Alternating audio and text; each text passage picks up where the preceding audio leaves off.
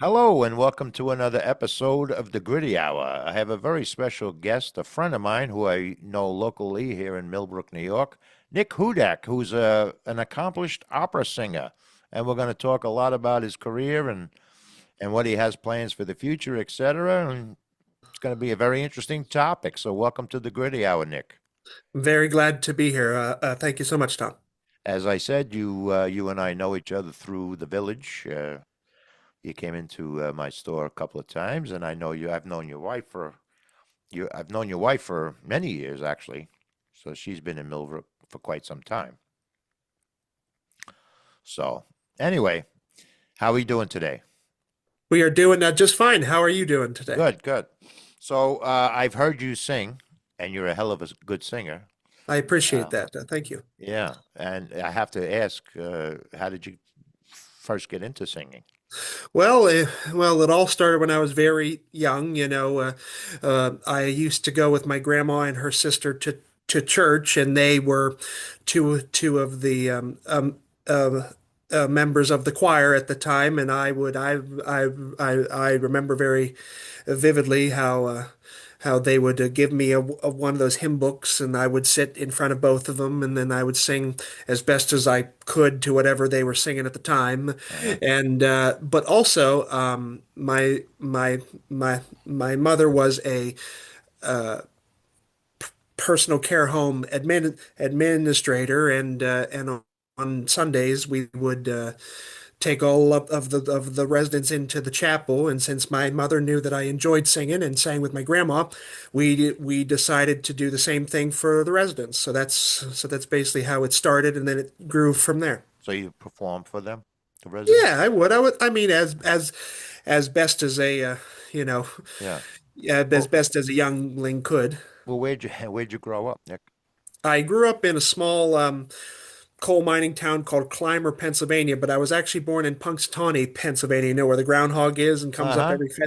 February 2nd. But I was only born at the hospital. I never actually lived there. But my family lived in Clymer, Is so that that's close? where we lived, and Is that it close is to? Hmm. it's Western Pennsylvania. Yeah. Is that like on the Pittsburgh side? Yes, about an hour and a half east of Pittsburgh. Okay, cool. So around that time, you're performing for those folks. You started to develop a love for singing. Well, yeah, I mean, it was a very fun hobby for me to do at the time. I remember I would sing along to a lot of the Disney classics that I had on the VHS. I remember I had a very small TV, and I would basically watch these ca ca cassettes on rewind all the Uh-huh. time, and my mother and father said I would sing along to them and try to act them out, and they realized, oh, he actually enjoys doing this. They And must have as recognized that you had a talent as well. Yeah, yeah, and very smart of them at the time. They said, oh, he likes this, let's see Where it goes. let's try to see where he wants to go with it. And then I eventually, you know tried out for my high school musicals and plays, and I enjoyed that as well. And I also did choir and band, so I was a pretty a musical guy. So So you enjoy singing, but you also enjoy performing in front of people, which is a good I mix there. did, I Yeah. did. It was really an enjoyable thing to do as a youngster. And as I grew up, I really felt, this was something I enjoyed doing. Right. So off to college you went. Did you have maybe pursuing honing your craft singing when you went to college? Well, when I originally went to IUP, which was Indiana University, Pennsylvania, which was only about 20 minutes away from where I from Clymer, Uh-huh. I originally went for music education because it was kind of encouraged by my family and extended family that if you want to try to pursue singing, they encouraged me to go in and try to get a quote unquote a real job, like a 9 to 5 job. So they said, oh, a teacher would be just fine. I said, I want to be a part of music, but then I had to find something that was equivalent to a stable a financial situation. So Right. I decided to go for music education, and I did that for 4 years, and then I was encouraged by my voice teacher, Dr. Joseph Bonnick, at the time. Uh, just to see if any other places would take you in a master's program for voice. And I wasn't really big on doing it at the time. I was very comfortable just doing my 4 years, and finding some place to stay, and that was it. Right. And but I was very lucky at the time. I auditioned for a Michigan State. That was the first school I auditioned for, and they gave me a very great offer, and I decided to do it because and if no schools at the time would have offered me anything, I would have just said, okay, that's enough. I'm just gonna go go be a teacher. Right. So the doctor in your Pennsylvania place recognized your talent, obviously. Yeah, I think Your so. voice I think so. And instructor. he, Yeah. yes, there was my voice instructor. Because when you went for a music education, you had to a major in a specific instrument. It could have been voice. If you played any kind of instrument, it could be a trumpet, piano, etc. Hmm. And yeah, so I majored in voice, and I had a voice instructor, and as you said, he recognized something in me that he saw that could possibly go further. At the time, I wasn't really pursuing it, but after some encouragement, after some years, I said, okay, I'll try it, and that's what happened And so that helped you land yourself in the University of Michigan? at Michigan State, Oh, Michigan actually. State. Yeah. In East Lansing. Yep, I was there, and I actually studied under my voice teacher's former teacher because he also went to Michigan State and he got his doctorate there, and his name was Richard Fracker, and if you ever have a chance to look him up, he's very well known in the classical world, very a distinguished Was he a professor is in he the a world. singer? Yes, he actually spent 10 years at the Metropolitan Opera. He sang a bunch of different places, and he's a tenor as well, which I am as well. Mm. And yeah, and he was very accomplished in his time. Mm. And was that the first time he sang Nessun Dorma? Well, actually, that's really the first time at Michigan State where I really started trying to sing those arias because you really don't.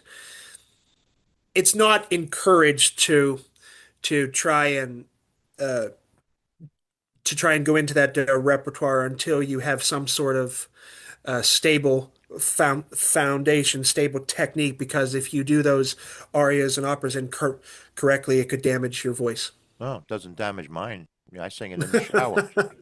Well, then you must be doing something right. Yeah, no one can hear me. That's what's right.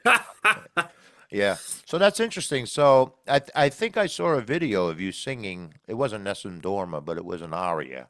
Yes, it was actually. I think if I remember the one you are referencing, it was from the Messiah, which is a very well known oratorio, is what it's called by From George Friedrich Handel's Handel. Messiah. Handel's a Yeah, Messiah, yeah, yeah. George Friedrich Handel, and I was doing the one of the opening 10 arias called "A Comfort Ye My People in Every Valley," and that was, I think, if I remember correctly, I think that was either my ju- junior year uh, or it's not the same in the master's and doctorate program, but I think it was 2018. I think it was the second year of my master's program. So I was still quite young. I was probably only 22 and 23 at the time. Hmm. But it did afford you playing in front of that exposure did afford you to play in front of orchestras, which is a great way to hone your Yes. talent, yeah, and Yep, yep, yep. intermingle with the other instruments, so to speak. That's right. Yeah. That's right. It's always a balancing act. So every Hmm. time you are in a performance with an orchestra or or a quartet or what have you, there always is a balancing act. So one tries not to overpower the other unless it specifically says in the music, because one could be forte, other could be mezzo piano. So there's a lot of stuff that I could talk about for hours, Yeah. but to shorten it down, it's a balancing act. I shouldn't say this before editing, but I'm going to attempt to grab a snippet of that and interject it into this podcast. But I can't promise you Nice. anything. I can't promise you anything, Nick, because I don't know what the hell I'm doing. Well, hey, you will figure it out. I, I'll, I I'll, have faith. I'll fake it out. That's what I usually. Yeah.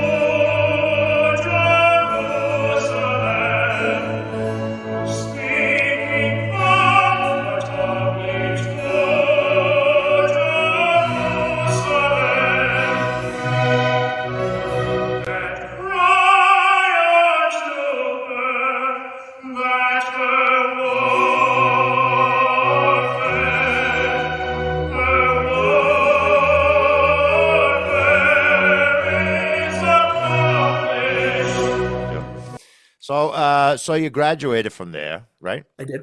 Michigan State. Yep, I went to Michigan State for my master's program, and then I was encouraged there by Richard Fracker, my teacher, to Hmm. just, hey, I want you to audition for the doctorate program, and if they take you here, great. And so I did that, and they were very generous to offer me a a very good stipend there, and I stayed for another 3 years. I got Nice. my doctorate. And when I met you, you were going all over the place. I remember you I had some was. down in Manhattan, down in Baltimore.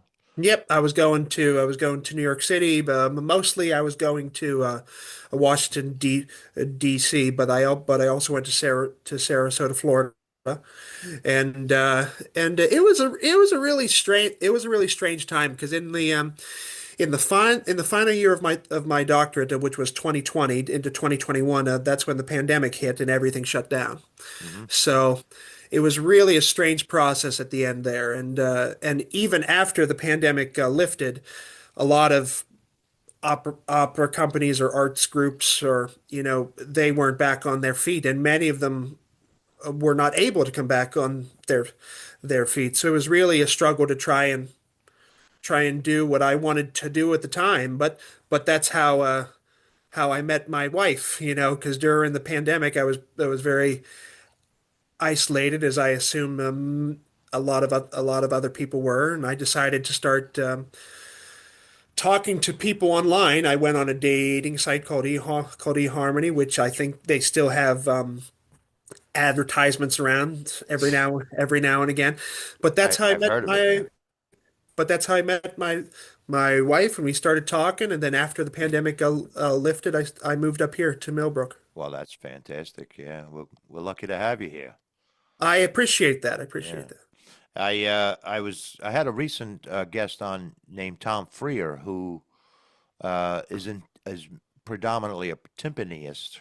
I think he played with the Cleveland Orchestra for like 30 some odd years. And he had mentioned that there are really only like five principal orchestras in the United States. Is that correct? Well, I don't know the extent of that, but I do know that there are few. I don't know exactly how many, but it definitely takes a lot of funding and a lot of resources to really keep those up. Right. So when the reason why I ask is, or the reason I brought that up is when you went to Washington D.C., did you play with an orchestra? Like, Yes, but not to the size of the Boston Symphony or the Metropolitan Opera. pit. No, it was. I think if I think it was about probably 10 to 12 people. It was quite small. So the last time I really had a full orchestra in front of me was probably down in Sarasota. But when I was down there, I was just a young artist at the time. Hmm. Is there a technique difference between playing with, say, a quartet or or a solo or with a full orchestra? Do you have to change anything? I would agree. Yeah, I would say that there is a different style of playing because for a quartet, there's only four, and if it's a string quartet, they have the violinist, the violist, the cellist, and the bass, the bassist, Hmm. and there's all different styles of playing. There's all depending on what era it's from, depending on what kind of composer had wrote the piece. They write differently. Sometimes they really extend the range of a violinist or violist or cellist or what have you. So it really depends on the composer. It depends on the time period, and it also depends on the skills of the actual player. Hmm. Because I don't know what techniques they've learned over the years, but yeah, there's a lot of varying factors. I would have guessed the arranger too. Depending on, is it a four-piece band? Is it a six-piece That could be orchestra? too. Yeah. Hmm.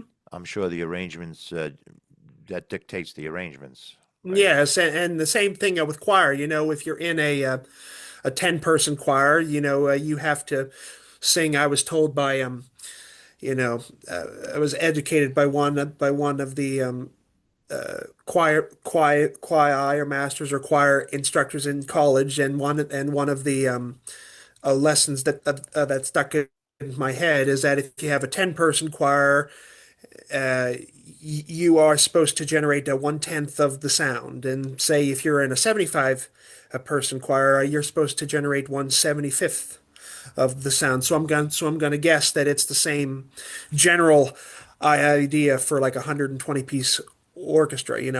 Right, You but know, whether you have a lead or not, also, I think the clip I saw from Michigan, the Michigan College yeah.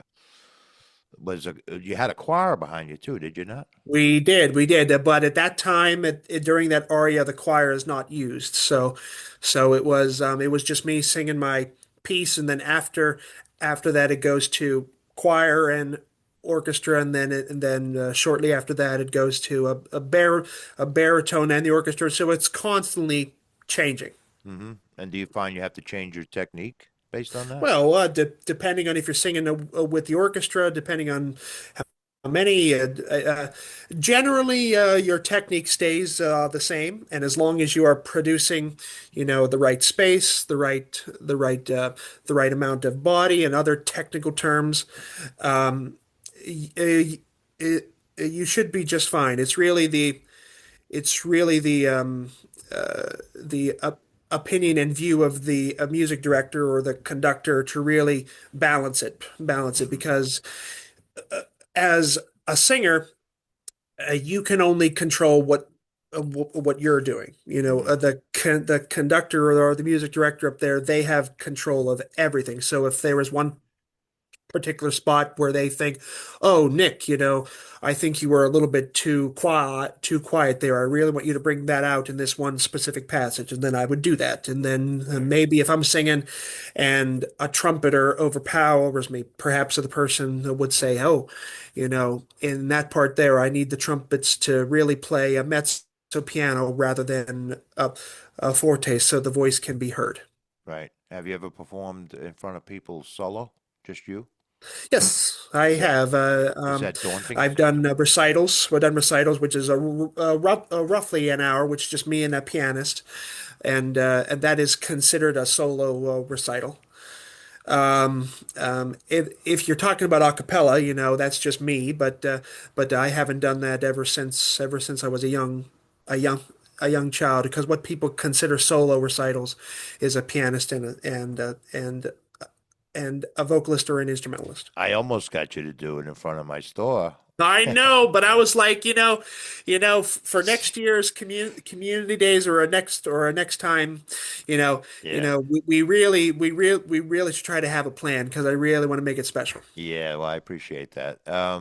So you've never performed just you, just standing up and singing in front of people. There's a I usually I just a have, uh-huh. but it's been in like strange places. Like for example, my my father, he was always a very a very happy and proud father. He always wanted to be like, oh look, my kid can sing and my kid can do this. So there were many times where we'd be in we'd be in like a store, we'd be in someone's house, and he'd be like, "Oh, I want you to hear my son sing." And then it was always whenever I was a young kid, I never really questioned it. I always listened to what my father said. But when I got to a certain point, I'm like, Dad, Yeah.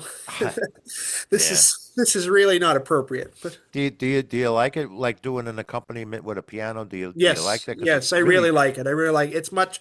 It creates a lot of variation uh, that a person only by themselves singing a cappella can't. I mean, yeah. it really conveys a lot more than what I can do on my own.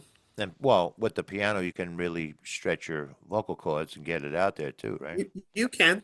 Hmm. You can. Yeah, you can stretch your style. You can do a bunch of different things. You can do, you know, I call them a musical pauses. You can stretch and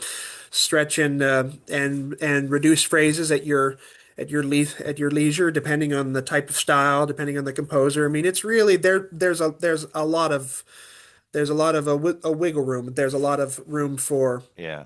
interpretation. Well, a lot of the operas and classical music and that genre, I know I'm talking from a pedestrian point of view in terms of what I know about it, but it seems very regimented. It seems maybe it's a desire to adhere to the wishes of the composer, you Yeah, know. well, I mean, there is interpretation to an extent is the best way that I can describe it. Yes, there are specific notes and specific phrases and specific articulations written on the page, and if you want to adhere to the composer, you try to follow that to the best of your ability. But what I mean is that in terms of phrasing, in terms of articulation, and in with a vocalist, whenever you have a statement to say, you don't have there is no specific way in a lot of the operas, at least that I have done, how to specifically say a certain word, how to articulate a certain word. You really have to look at the language you're speaking, probably look at the meter, probably look at the style, so many different things to really figure out, okay, what is an appropriate way to sing this phrase. Right. You know, I'll even make it even more basic. In a lot of operas, people say "I love you" a lot in many different languages. There are many different ways to say that phrase. Hmm. So that's really up to you and up to the conductor or music director at the time, because again, it's another balancing act, because you can come in and some conductors allow you to just show what you have to offer, and interpret to the piece as you see fit, while other conductors are more strict and they want you to adhere to the The arrangement of the way it was to what's composed. written on the page. So it Now, really when you say there's a lot of ways to say sing, I suppose I love you. Like, what do you mean? Like, I love, like how you say it, or what word gets inflected? for example, there could be a phrase where that phrase "I love you" is over 8 bars, over 8 bars. So you have to really stretch it out. Well, give me 8 bars of I "I love you." Yeah, I love you. Or there could be like a really quick one in sus- in like a shorter time sprays. Then like how do you say to someone that you just met, "I love you," or really fast? How do you sing that? "I love you." I don't know. I'm just making stuff up as I go. Yeah, no, I hear But you. yeah, so there are many different ways that someone could possibly sing it or possibly say it. Perhaps they put the emphasis on I love instead of I've. That's odd if someone does that, but I guess someone could do it if they choose. But mostly the em- the emphasis is the same in English. I Right, love you. You put the emphasis on love. right. Usually sounds better in Italian or French anyway.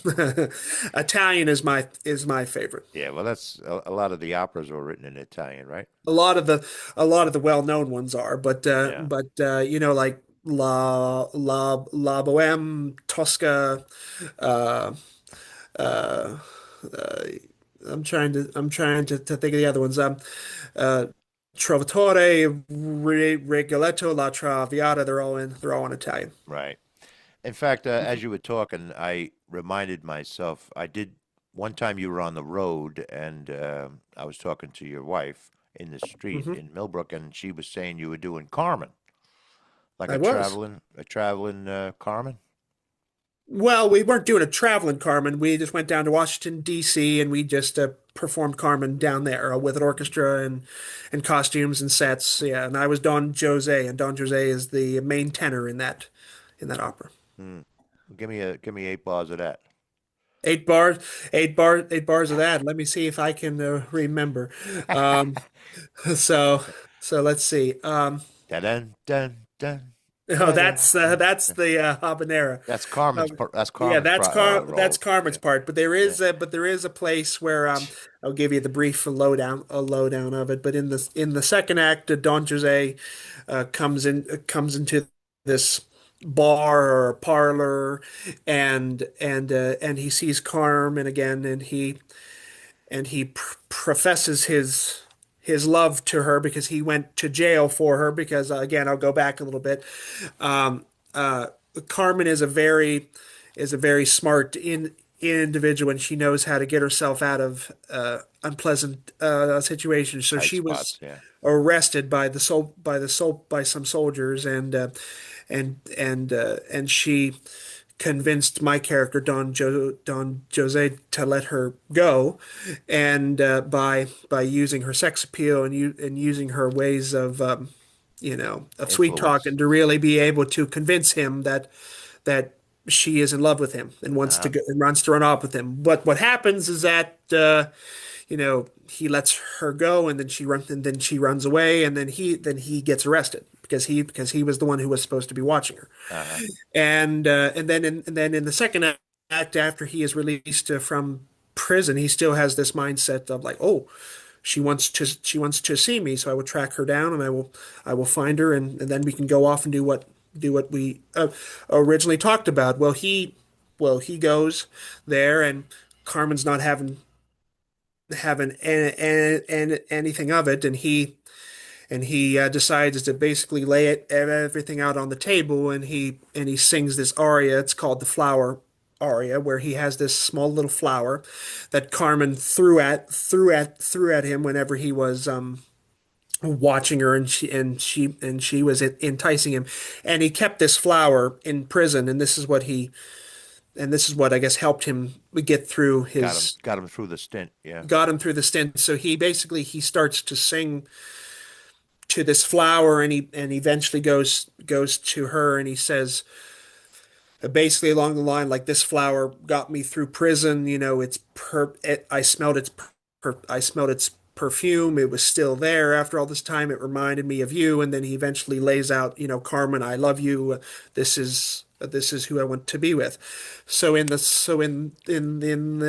first part, he sings, La fleur que tu m'avais jetée dans ma prison m'était restée.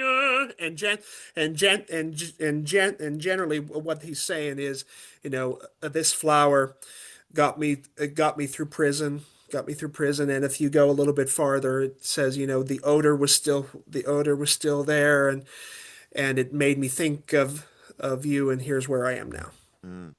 Well, thank you for giving me the 8 bars. That was nice. Well, I don't know the That's all quality of right. what's going to It sound on here, but came over Zoom pretty damn good, you know. okay, great. But Carmen is a tale that's been told many times. That's probably the more, in different variations. There's a lot of stories that have the same general storyline, But No, yeah. I mean, this is definitely. I think if I remember correctly, it was written in the mid 19th century by a man by the name George Bizet.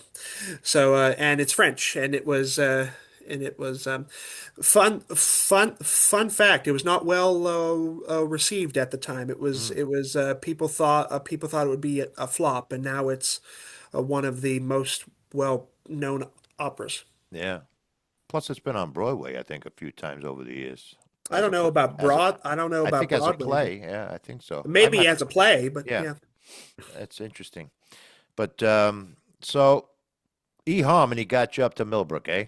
that's correct. Yes, he And you met Harmony got me up to Millbrook. your lovely wife, and that's around the same time the fellas all met you in the town when you started That's hanging right. out in That's right. Millbrook. It was really, because as I said previously, I was pretty isolated. I just wanted someone to talk to, and Ariel and I really hit it off, Mm-hmm. and I decided to move up here. After meeting her in person in New York City, Mm-hmm. and yeah, I mean, I came into this town. It's an absolutely beautiful town, a lovely people, and really passionate about the arts. I know there's the Millbrook Arts Group around here, and what I've heard, there also is a few other groups ar around. But I was really pleased to learn that. Yeah, and you fit right in, my friend. I appreciate that. Thank you And so much. And of course, the main staple of the Millbrook town is Tom's Antique Store. Of oh course. yeah, of course, yeah. But I appreciate that. But you know, from small things, big things one day come is the saying, and I hear congratulations are in order. You're a new father. I am. I am. I think if my dates are correct, he will be 7 weeks this coming up Saturday, and his name is Henry James. Henry Henry, James what a Hudak. very cool name. Very cool. Yes, a Yeah. wonderful name. One wonderful name and fun, and and uh, and another fun little food for thought. Uh-huh. One of my first uh, friends up here that I got acquainted with. His name is Henry Kading. He's 91 now. He's been Yes. a local in the community for a long 91 time. years. Yeah, yeah, long time. And I decided to keep his name going, and his name is Henry. So I decided to name my son Henry. Yeah, it's a cool name. Henry Aaron is what I thought when you told me his name. But Oh, I met your son, and he's a handsome young fella. oh, well, thank you, thank you. He takes after your mother though. I His would agree with mother that. though. Yes. Yeah. Yes. Yes. I think I know she's in the kitchen or somewhere in the back room or right there. I might talk a She's little got bit her loudly ear. to say, That's what she's I got. think Henry gets his good looks from my wife. Yes, absolutely. And I'm sure she has her ear up to the wall right behind your head there. There you go. So that's good. You're settling into the town. Do you have plans to stay long term? Well, actually, Ariel has a son from a previous marriage, so now there's the four of yous, right? Yes, correct. My stepson or her oldest son, his name is Isaac, and he Yeah. is going to be 13 next month. He's a good young And lad. He'll be a great older brother for Henry. yes, and he Yeah. already is a great older brother. At times whenever Ariel has a lot to do, or maybe she needs a break, Isaac has sometimes stepped up and said, "Oh, hey, mother, I'll take him for a bit." And I should give him credit, and he actually was able to get him to sleep and quite soundly one experience. Yeah, Wow. Well, that's good. Yeah, he's a good kid, Isaac. Yeah. yeah, he's a very good boy. Yeah. So you have also a number of churches in Millbrook that I know they have ensembles here and there for various occasions, especially around the holidays coming up. Yes. Just curious if you have anything coming up on the schedule for yourself. Well, yes, yes. So, I mean, I don't know if I know I've talked to your employee at at the shop, but I actually just created a nonprofit organization called Perenne Theater Company, and Perenne is an Italian word meaning everlasting. And because P-E-R-E-N-E? I'm sorry. Perenne. N-N-E. Okay. Yes. And how that came into existence is as I spent my time up here starting to get to know the town and get to know Ariel more and more and our relationship grew, I I realized that I'm actually a homeboy at heart, and as I was traveling around doing my singing, I actually got quite lonely, and I wanted to be home. So I said, I'd rather try to bring the music to me and try to spread it in my hometown, rather than go somewhere else and try to do it there. Right. I just really longed for home. I longed for my wife and my family, and I decided, and perhaps I can help other people and help other young musicians or any kind of musicians, and bring the music to me so I can spend more time with my family and now with my new son. Excellent idea. And you did allude before, earlier in the podcast, that Millbrook is chock full of artists, Oh yes, chock full yes, of it's really musical great, artists too. and I'm learning more and more and more about it. There people keep coming out of the woodwork that I've never Yeah. knew they were very talented. Hmm. So there's plenty of opportunity there for you. Oh yes, Yeah. plenty of opportunity for us to collaborate. Yeah. And there's a lot of youngsters that are involved in the various orchestras around the schools that you could probably lend a hand to, you Oh know. yes, my major my prime goal is to really be able to give musicians a living wage, because I know that for the longest time and still today the very well-known term for artists is called struggling artists or starving artists. Hmm. And that has a lot of truth to it, because at least unless you're in the big leagues, the Metropolitan Opera, or going over to Europe, perhaps a lot of artists just barely scrape by, and they have to Yeah. give a lot of themselves to wherever they're going. It's hard for them to settle down if they chose to, Yeah. so Well, I that's why I know want to try to. I'm sorry. Go ahead. No, no, no. That's what I said, and that's what I want to uh, try to adjust. That's why I want to try to make a little hub here in Millbrook. So maybe if someone decides to come and perform here, perhaps I can give them a living wage. That would be tremendous. Yeah. And to your point, there is always a lot of artists that struggle to get. They do it as good as they are that I've been exposed to. It's a secondary thing to them. They have to make a living doing something they have Most to do. people, yes, and most Yeah. people, yes, because for example, whenever I was still going traveling around, I was also a substitute teacher, and I made my money going going and subbing in Arlington School District whenever I wasn't on call, but because it was really challenging. I had to try to find a job, but that was very very flexible, because it was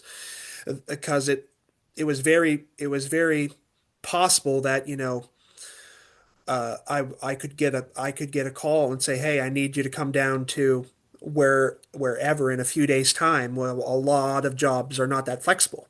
Right. So either you work for either you have your own business, or you work from home, or find another you know odd job that allows you to be very flexible, or you can sub in the school district, and they can be very flexible. So you basically